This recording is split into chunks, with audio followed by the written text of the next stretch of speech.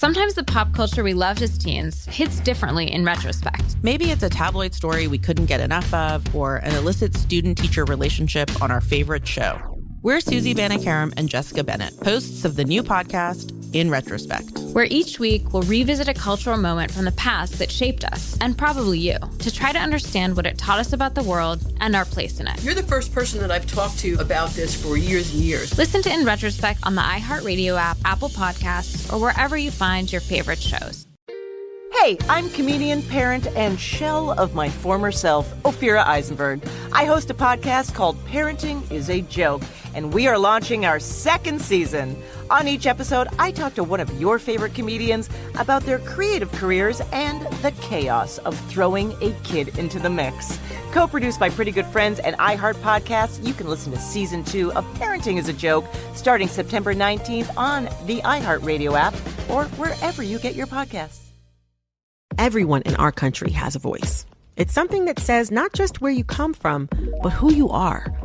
Welcome to NPR's Black Stories, Black Truths, a collection of podcasts and a celebration of the hosts in journalism who've always spoken truth to power. Our voices are as varied, nuanced, and dynamic as the Black experience, and stories should never be about us without us. Find NPR Black Stories, Black Truths on the iHeartRadio app or wherever you get your podcasts.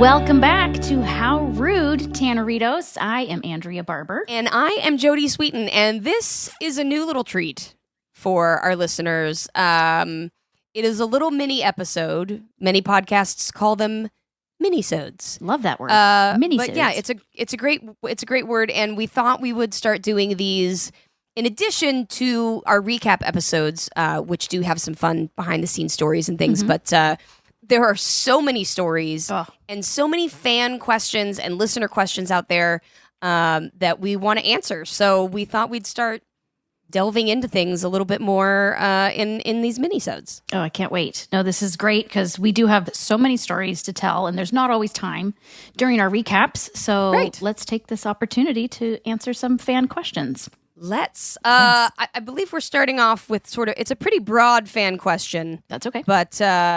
But it's from Savannah W. And she has asked, during Full House, when you were young, did you all hang out as a cast off set ever?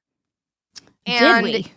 Did we? Yes, we did. Like that. I mean, yes, absolutely. In so many different times and ways and different points in our life and as a cast. I mean, I remember when like towards the end of the show, we'd all go, quote unquote, off campus. Yes. We'd leave Warner Brothers as a cast. It was usually Bob and Scott and Candace and you and me.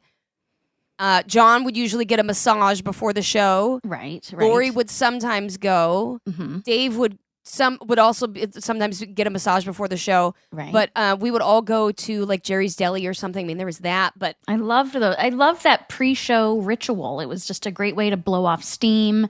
Yeah. Have some food together. You gotta have a good meal before a show.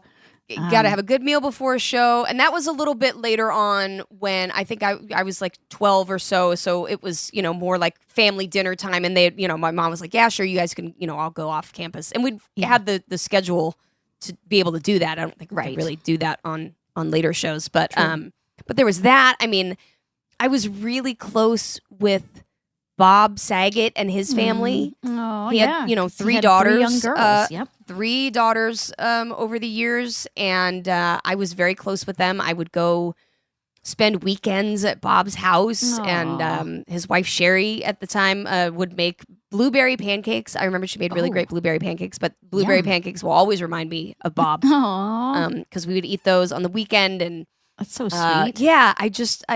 We always hung out. There was. I think did I ever talk about the Janet Jackson concert? The Janet Jackson concert. The Janet Jackson concert. I don't know if you were with us. I was not there. No. Tell me. But it was the Janet concert when the limo got its windows shot out, and we had to. Oh, this story. Story. Please tell this story. This is a totally story. random story. When gosh, what else would I bring it up? Hanging out. You were hanging out with Bob, and this was again later seasons. I think it was maybe like the summer, maybe even after the last season or right before, sort of. Okay. But I was 12. So you were 12. And Candace was like 16 at the time, 17 at the time. Okay. And she had her sisters with us. I want to say it was probably Bridget. I think it was Bridget, maybe Melissa. Yeah, well, Bridget was I can't Bridget remember. was a stand-in on our show on Bridget Full House. So she was probably Candace's sister Bridget was a stand-in on our show. Okay, so this was 90, probably 92, no, 93, 94-ish. Okay. It was the Janet tour, which was the just the Janet album.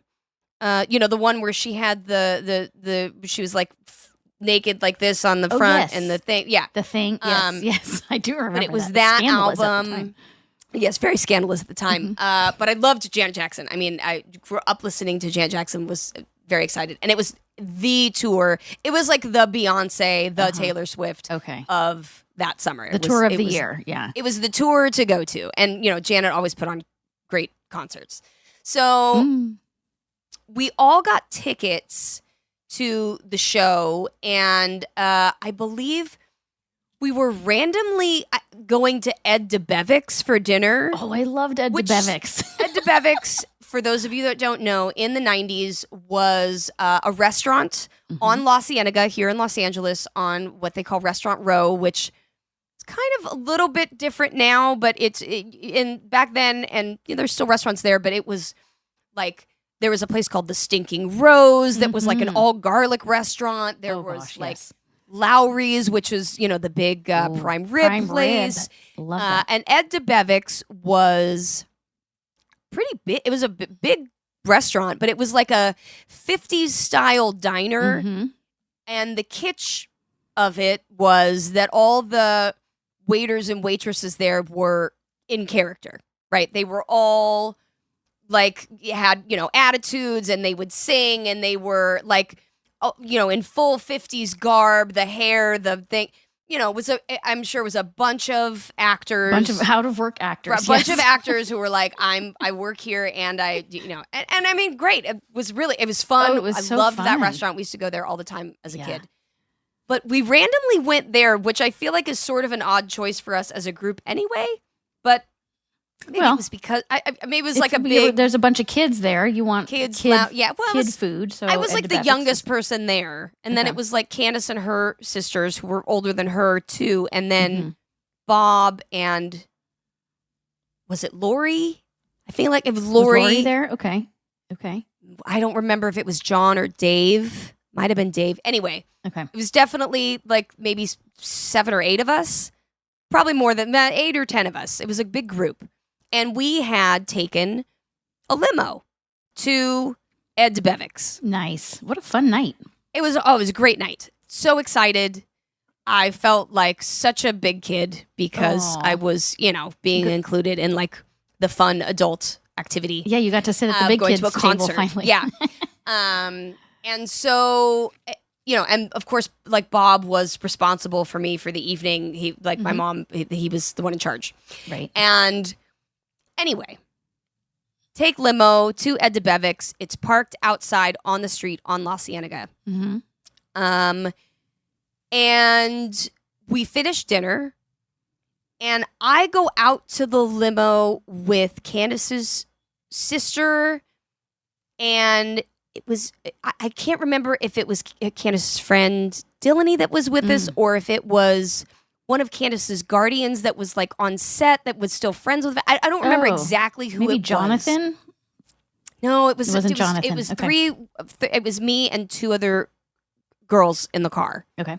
As far as I remember. again, this was years ago, and but we're in the car. We go. The three of us go back. The adults are like inside paying, using the bathroom. We were like, we're gonna go back to the car. Okay. We go back in the car. I crawl into the limo, like along the sort of that long, that like bench. stretch limo window. Yeah. Mm-hmm. And anyway, Candace's sister and whoever were sitting like on the very back seat. Okay. I lean over to tie my shoe, and the window just goes pop, pop, pop, and shatters. Right? What? We're like, what is happening? What just happened? Yeah. Right. So, like, I would like lay on the ground, and there's like glass everywhere and all this stuff. I swear to God, every time I tell the story, I'm like, did this really happen, or did you make this? No, it really happened. Yeah. And so we get out of the car. We go running back down the street into the restaurant. Oh, good. Okay. And we're like, oh my God, the window exploded. We got shot at. Something happened. We got, and like, I don't know.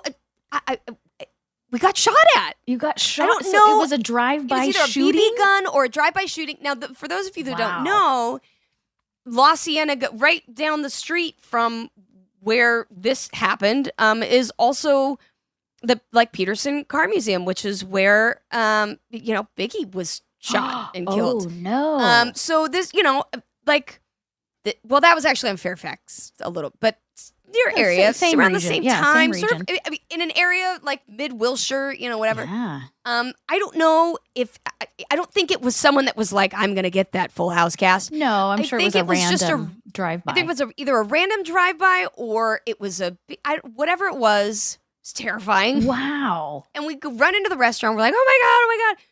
We get in there. Now we have to wait, for the police. Now the limo's there. And now we're like, we're going to be late. Right. And this is the early 90s. So it's not, we don't have like a lot of cell phones. Oh, and right. This was not none of that. The vibe. You had a car phone, maybe. I mean, I'm sure the limo had a phone in it, but that was kind of out of the question now. Yeah. Yeah. So we had to wait for 2 station wagon cabs. Oh, if I remember right, we had to wait for either 1 or 2 station wagon cabs that would fit us in them, because this was like before, Escalades and large SUVs were like the thing, or party buses. It was like stretch limo, and we were trying to get there, so it was like, call a cab. And I seem to remember we were running late, and we were going to the Forum, which is where Janet was playing. Yeah. And we were going to the Forum Club because we were there for like the pre-show and the thing. We've missed all of that at this point. We're like late getting to the concert, rushing had to give in a police from report, these probably. station wagon. Yeah, I think we had to give a police. I don't even remember. I'm like, wait.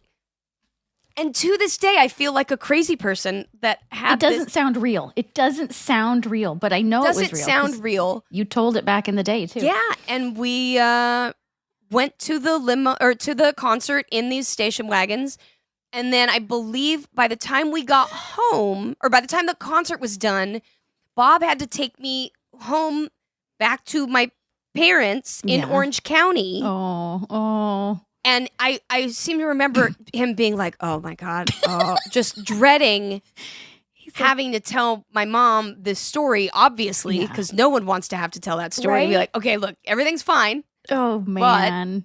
But the details are pretty fuzzy at this point.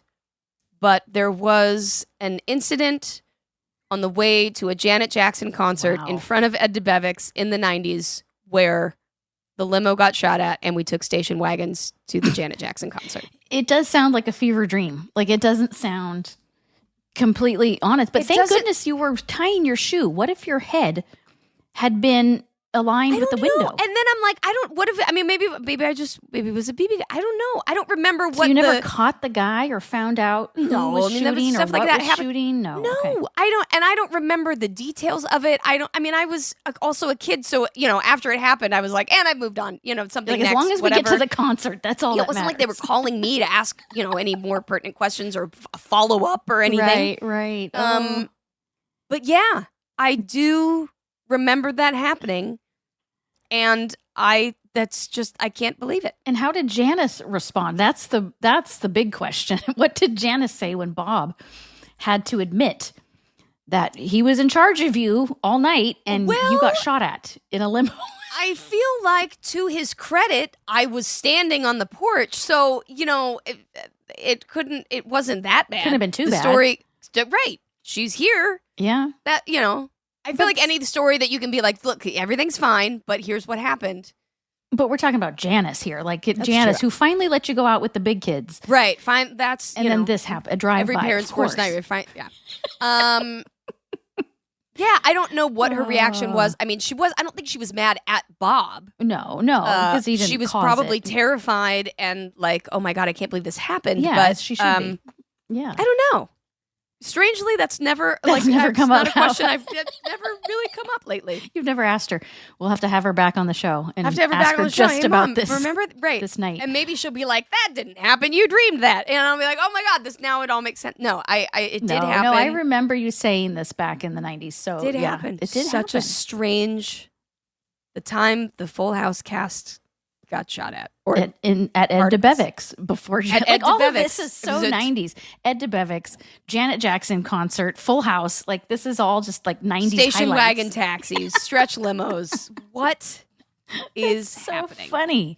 Yeah. Oh man, what a night! I don't know if I have FOMO or if I'm glad I missed it. That's right. That's crazy. Wow. Yeah, that was the thing. But I seem to remember the concert. How was the concert? Concert was great. Concert was fantastic. Loved Janet. Aww. Great show. Great performance. Good. Oh, nice. Again, from what I remember. But yeah. Well, and DJ had a poster of Janet Jackson up in her room. So yes. This was like one of those real life things. Yeah, art but imitates it was. life. I think she had the Control album maybe on the wall, which was like a late '80s, early '90s, but with the hair. Yeah, when Janet had the hair and shoulder pads, which we've talked about many times. Very important. Yeah, this was a little bit later, like Janet, but yeah, she was always, Janet was huge, she vital was the best. at the time. She was so cool, so cool, so cool. But that was, I mean, that was the time we narrowly escaped death and saw Janet Jackson. Wow, all in the same night. Wow, you can't write this stuff like that. That's pretty incredible. This is In Retrospect, a podcast about pop culture from the 80s and 90s that shaped us. I'm very much a product of the pop culture I consumed. Yes. And I don't think that's a bad thing. I'm Jessica Bennett, a New York Times writer and best-selling author. I'm Susie Banikarim, an award-winning TV producer and filmmaker. Every week, we'll revisit a moment in cultural history that we just can't stop thinking about. From tabloid headlines to illicit student-teacher relationships and one very memorable red swimsuit. I found myself in Pamela Anderson's attic, as you do. I put that red swimsuit in the safe because it seemed everybody wanted it. We're digging deep to better understand what these moments taught us about the world and our place in it.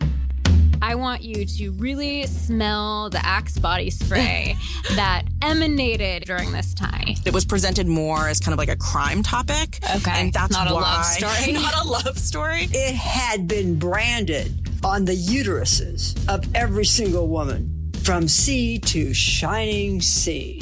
Listen to In Retrospect on the iHeartRadio app, Apple Podcasts, or wherever you listen to your favorite shows. Have you ever woken up by a tiny hand prying your own eyelid open? So glad I bought that pricey gradual light alarm clock to help me ease into the morning, because that's never happened. Hey, I'm comedian, parent, and shell of my former self, Ophira Eisenberg, and I host a podcast called Parenting is a Joke. Each week I talk to a different comedian and we celebrate the absurdity of shuffling a creative career with raising a kid, highlight less traditional parenting journeys, all while relishing in the fact that nobody knows what they're doing. But we're all trying. Sometimes even our best. I mean, not me, but others. And this season is a banger with guests including David Cross, Amber Tamblyn, Michelle Buteau, and so many more. Co-produced by Pretty Good Friends and iHeart Podcasts, you can listen to Season 2 of Parenting is a Joke on the iHeartRadio app, Apple Podcasts, or wherever you get your podcasts. I'm Emi Olea. For as long as I can remember, I've been looking for love. For a while, I was looking in all the wrong places. I tried to figure out why I settled for that type of love. And surprise, surprise, it traced the trail of crumbs back to my childhood.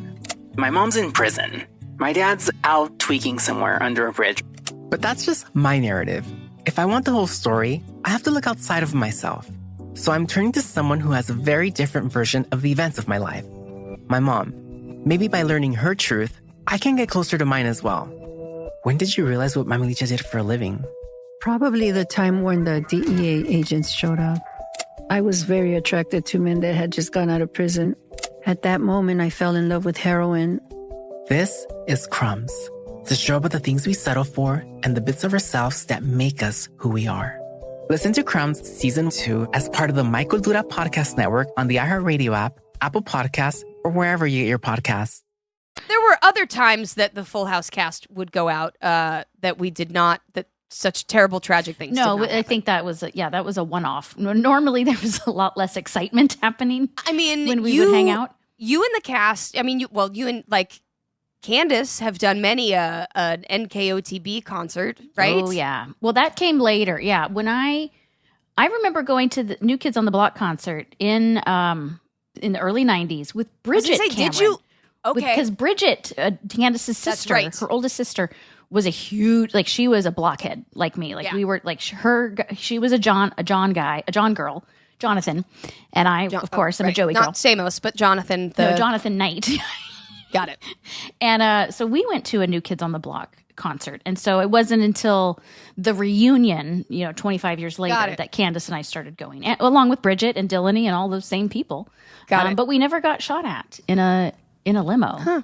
I feel I missed out. Dillany, by the way, is Candace's best friend, who is still one of her dearest friends, who was always on set, always around, growing up. Who, we all know and love Dillany. Love her. She's so nice. But do you remember? Okay, I remember going to City Walk for dinner. One of these pre-show dinners, right, on a Friday night. We went to some restaurant at the City Walk because it was near the Warner Brothers studio. Right. Don't remember what restaurant, but I do remember all of us, the whole cast, sitting around a table. Right. We were very loud, as we always are very loud. Right. And of course, some fans came up and approached the table, and they were, kind of shy and giggly. Right. But they were like, excuse me, are you the cast of Full House? And they're so starstruck. Right. And Bob takes the lead, and he's just like, oh, no, we're not the cast. We're just their stand-ins. Don't we look just like them? Stop it. And the fans believed him. They believed him, like, oh, sorry to disturb you. And they walked away. Oh, my God. Yes. I hope they're listening right now and I knew it. We were right. We were right. That I remember. And that was just such a Bob thing to just, just to riff off of, and tell people. It was a joke, obviously, but I don't think he knew that they were going to believe him. They were like, oh, sorry, never mind. Right. Just like, yeah, you look just like them. And walked away. I mean, I have had that happen before. People are like, do you know who you look like? And I'll be like, oh, I am. And they're like, oh, no, really, huh? And they think you're kidding and they walk away. Yes. But I don't remember that. I do remember talking about other times going out. I remember when BB King's, which was a blues club, was at, maybe it's still there, I don't know, at City Walk at Universal. Oh, okay. Connected to Universal Studios. And Universal Studios, by the way, is just around the corner from Warner Brothers, which is where we shot the last couple of seasons of Full House, which is why there were a few places around there that were semi-close to be able to go to for dinner, and that was one of them.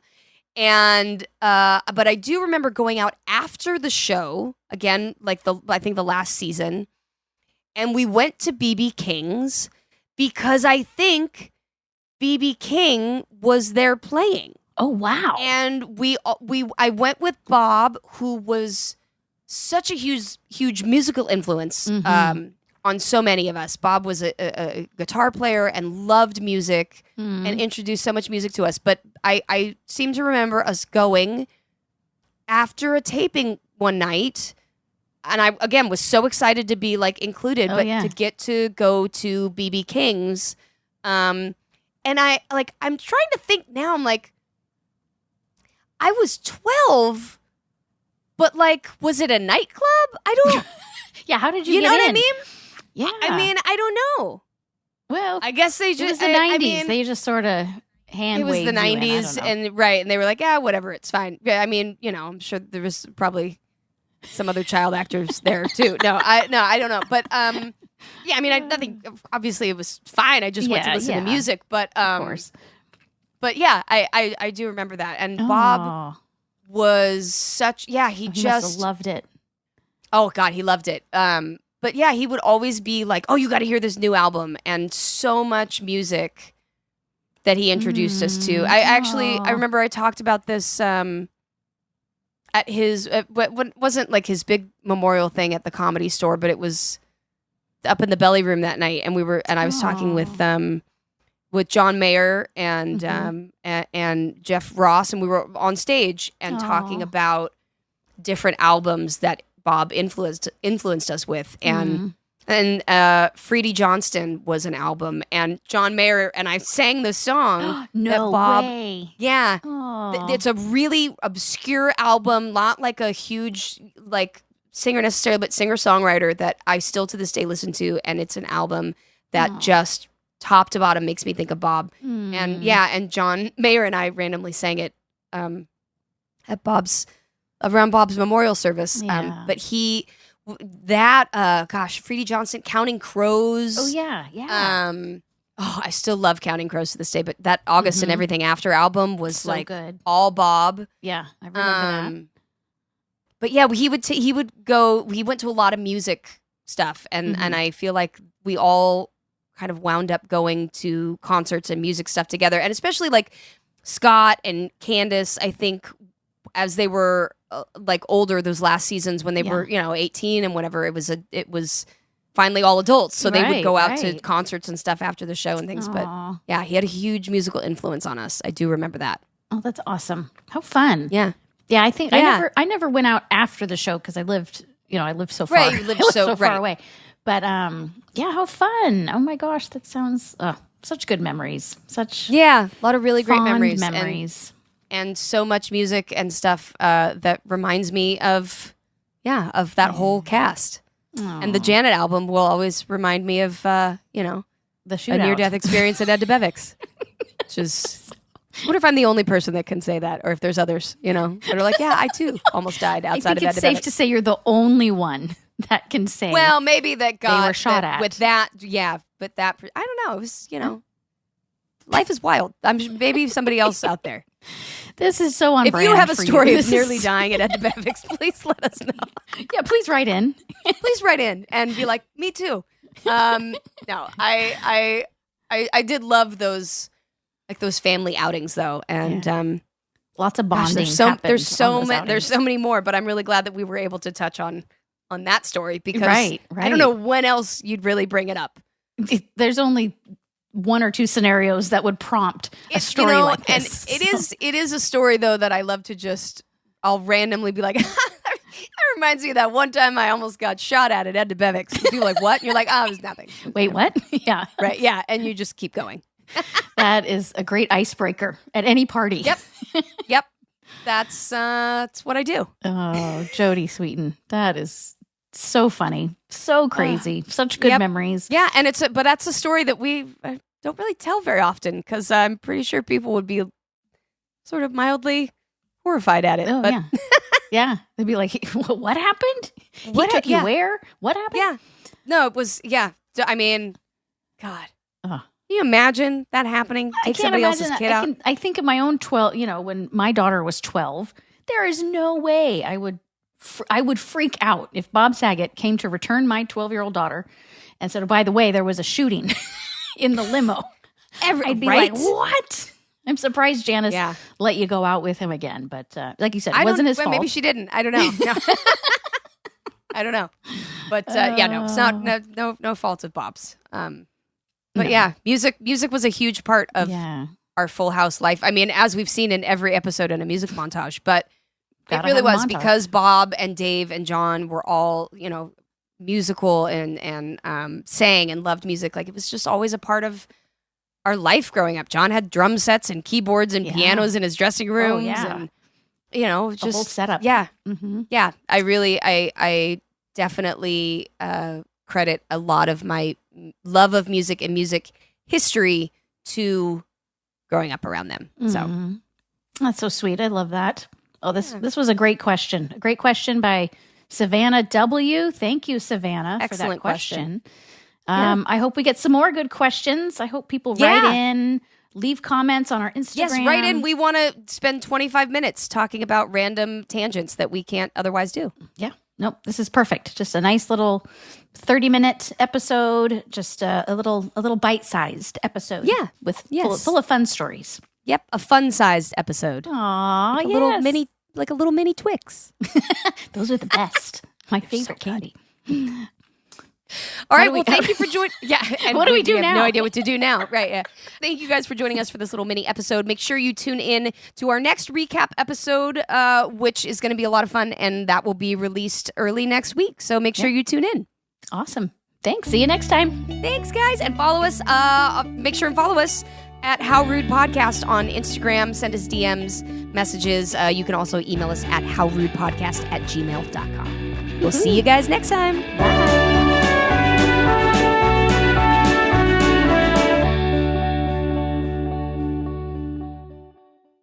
Sometimes the pop culture we loved as teens hits differently in retrospect. Maybe it's a tabloid story we couldn't get enough of, or an illicit student-teacher relationship on our favorite show. We're Susie Banikarim and Jessica Bennett, hosts of the new podcast, In Retrospect, where each week we'll revisit a cultural moment from the past that shaped us, and probably you, to try to understand what it taught us about the world and our place in it. You're the first person that I've talked to about this for years and years. Listen to In Retrospect on the iHeartRadio app, Apple Podcasts, or wherever you find your favorite shows. Hey, I'm comedian, parent, and shell of my former self, Ophira Eisenberg. I host a podcast called Parenting is a Joke, and we are launching our second season. On each episode, I talk to one of your favorite comedians about their creative careers and the chaos of throwing a kid into the mix. Co-produced by Pretty Good Friends and iHeart Podcasts, you can listen to Season 2 of Parenting is a Joke starting September 19th on the iHeartRadio app or wherever you get your podcasts. Everyone in our country has a voice. It's something that says not just where you come from, but who you are. Welcome to NPR's Black Stories, Black Truths, a collection of podcasts and a celebration of the hosts in journalism who've always spoken truth to power. Our voices are as varied, nuanced, and dynamic as the Black experience, and stories should never be about us without us. Find NPR Black Stories, Black Truths on the iHeartRadio app or wherever you get your podcasts.